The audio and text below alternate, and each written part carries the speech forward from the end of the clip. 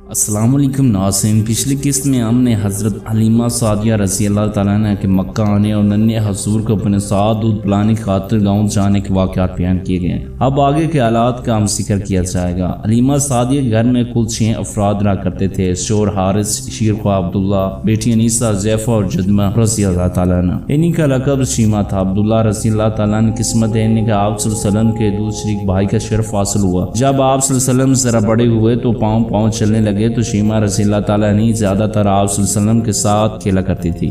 اس کھیل کے دوران ایک مرتبہ شیمہ رضی اللہ تعالیٰ نے آپ صلی اللہ علیہ وسلم کو بہت تنگ کیا تو غصے میں آپ صلی اللہ علیہ وسلم نے ان کے کندھے پر اس زور سے کاٹا کہ دانتوں کے نشان بیٹھ گئے۔ یہ نشان ان کے لیے اس وقت باعث رحمت بن گیا۔ جب غزوہ حنین کے بعد شیمہ مسلمانوں کے ہاتھ گرفتار ہوئی تو انہوں نے کہا کہ میں نے تمہارے رسول صلی اللہ علیہ وسلم کی رضائی بہن ہوں۔ جب مسلمانوں نے انہیں حضور صلی اللہ علیہ وسلم کے سامنے پیش کیا تو انہوں نے بچپن کا واقعہ یاد دلاتے ہوئے اپنے کندھوں پر دانتوں کے نشان دکھائے، جس پر حضور صلی اللہ علیہ وسلم کو سارا واقعہ یاد آ گیا۔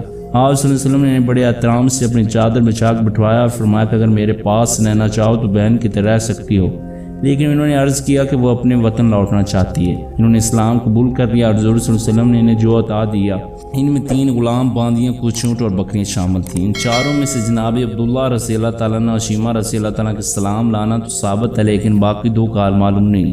جبکہ جناب حارث رضی اللہ تعالیٰ نے آپ صلی اللہ علیہ وسلم کی بعثت کے بعد مکہ آئے تو تب اسلام قبول کر لیا تھا۔ حضرت حلیمہ سعدیہ رضی اللہ تعالیٰ کے ساتھ جو غیر معمولی واقعات مکہ سے واپس پر شروع ہوئے ان کے گھر پہنچنے پر بھی جاری رہے۔ میرا بوڑھی اونٹنی کی تھنوں میں دودھ بھر آیا، حالانکہ اس سے کیبل مشکل سے گزرنے کے لیے دودھ آتا تھا۔ حضرت حلیمہ رضی اللہ تعالیٰ کہا کرتی تھی کہ اللہ تعالیٰ نے آپ کے سبب خیر و برکت سے ہمارے گھر کو نوازتا رہا۔ خود حضرت حلیمہ سعدیہ رضی اللہ تعالیٰ کو دودھ کم ہوتا تھا اور خود عبداللہ کے لیے مشکل سے پورا پڑتا تھا، لیکن یہ حضرت محمد صلی اللہ علیہ وسلم کا وجود مبارک کی برکت تھی کہ آپ صلی اللہ علیہ وسلم کی آتی حضرت حلیمہ رضی اللہ تعالیٰ کی چھاتی سے اتنا دودھ اترایا کہ جس کا انہوں نے اس سے پہلے سوچا بھی نہ تھا۔ لیکن اس زمانے میں ننھے حضور صلی اللہ علیہ وسلم کی مصنف مزاجی عدل پسندی کا یہ عالم تھا کہ آپ نے کبھی ایسا نہ کیا کہ ایک پستان کا دودھ ہی پی کر دوسرے پستان سے بھی پی لے، بلکہ دوسرے پستان کا دودھ اپنے دودھ شریک بھائی حضرت عبداللہ رضی اللہ تعالیٰ کے لیے چھوڑتے۔ اس کے علاوہ حضرت حلیمہ سعدیہ رضی اللہ تعالیٰ جب آپ کو دودھ پلاتی رہی تو ایسا کبھی نہ ہوا کہ ان کا کوئی بستر یا کوئی دوسرا کیڑا آپ کے بول مبارک سے خراب ہوا۔ آپ صلی اللہ علیہ وسلم کے دم حضور سے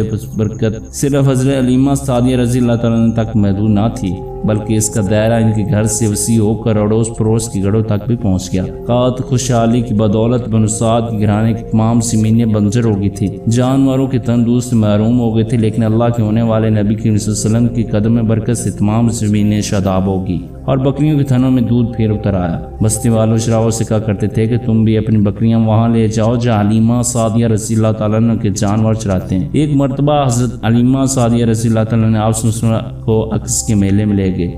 وہاں ایک اگان کی نظر آپ پر پڑی تو پکار کر کہنے لگے، اے عکس والو، اس بچے کی جان سے مار ڈالو ورنہ یہ بڑا ہو کر تم سب کو مٹا دے گا۔ حضرت حلیمہ سعدیہ رضی اللہ تعالیٰ یہ سنتے ہی آپ صلی اللہ علیہ وسلم کو لے کر فوراً وہاں سے چلی۔